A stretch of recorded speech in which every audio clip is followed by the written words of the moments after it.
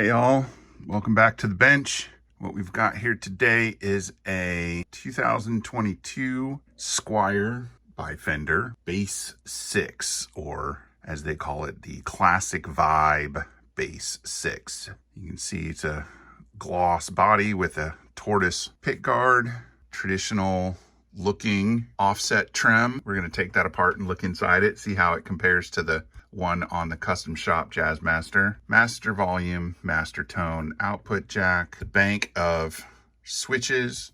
This is the neck pickup, the middle pickup, the bridge pickup. Those are just on-off, simple on-off toggles. And then this is the strangle switch, as I think a lot of people call it. It's basically a high-pass filter. It cuts low end. One of the things that's useful for is if you're playing this in a band with a bass player and you're the guitar player, if you punch that up, then it cuts a lot of the low end, so you and the bass player are not competing for the same sonic space. The body is made out of poplar. This is a dead standard gloss lacquer urethane finish, nothing special about it. The neck is maple. We're looking at 12, 15, 17, 19, 21 frets. The fingerboard is something they call Indian laurel, which is a type of rosewood, just a very cheap one, and not all that particularly attractive, if you ask me. And then there you can see the headstock with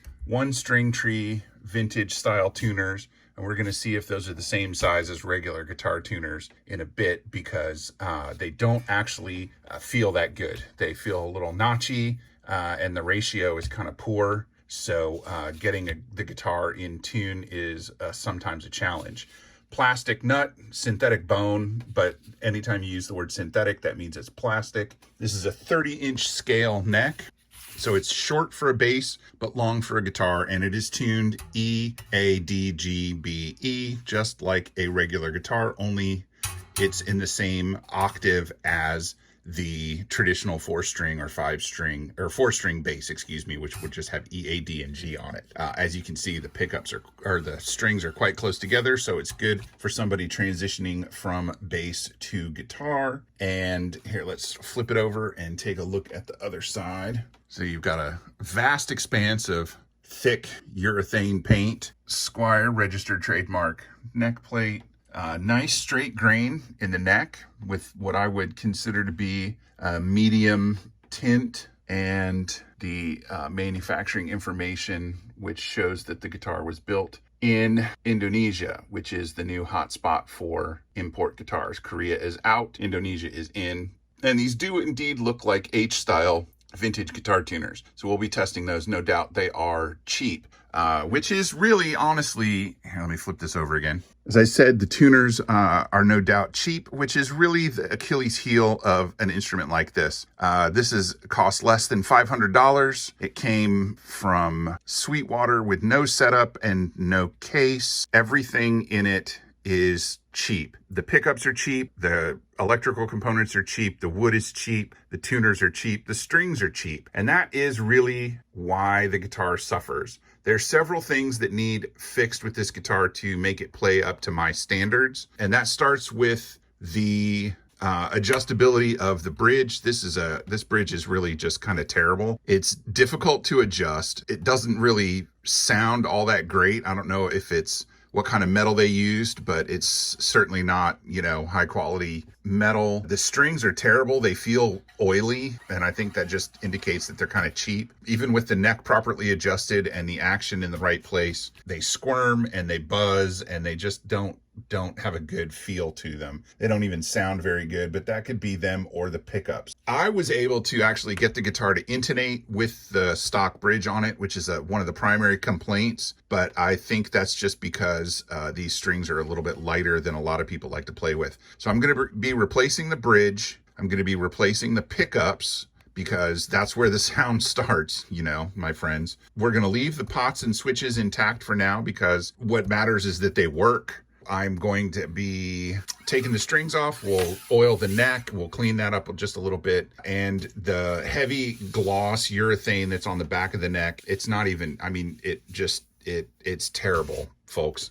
It's sticky and thick.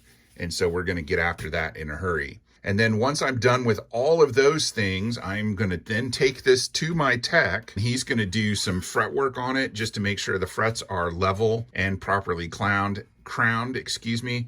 The ends are okay. They're a little sharp on the treble side. They would definitely not pass the pantyhose test, but because the neck is bound, and you can see that, there's no nibs because Fender apparently either slots the binding or undercuts the tang on the frets, but it needs a little bit of fret work just to clean up that bit of annoyance, and it definitely can benefit from a good bone nut cut to the strings that I'm going to be putting on it, which are slightly different gauges, but still in the realm. I'm also going to put strap locks on it because that's what I do. And here we go. We're going to get to taking it apart. Now that I've got the neck off, I want to show you a couple other things that indicate that this is kind of a cheap guitar. And right there is the best way to see it. So you see, there's the block inlay, which looks nice. You know, block inlay indicates an expensive instrument, so that looks good. But if you look really close, you can see that there is a black outline around the block. And the reason for that is because the fingerboards are cut on a CNC, a computer basically runs the machine that cuts those holes, and then another machine cuts out the blocks, and somebody pops the blocks in there with usually a little bit of super glue, CA, something like that. And then they come back behind it and they use a black super glue to go around it. And as you can see, the black outline is thicker and thinner on some of the blocks. And that right there is another, oh, look at that one. The first fret one is huge. Actually, that actually look, and that's a poorly cut block. That looks terrible. And then you can see the roughly cut plastic nut as well. So those are more indicators of a cheap guitar. So I just wanted to show you that. The heel looks good.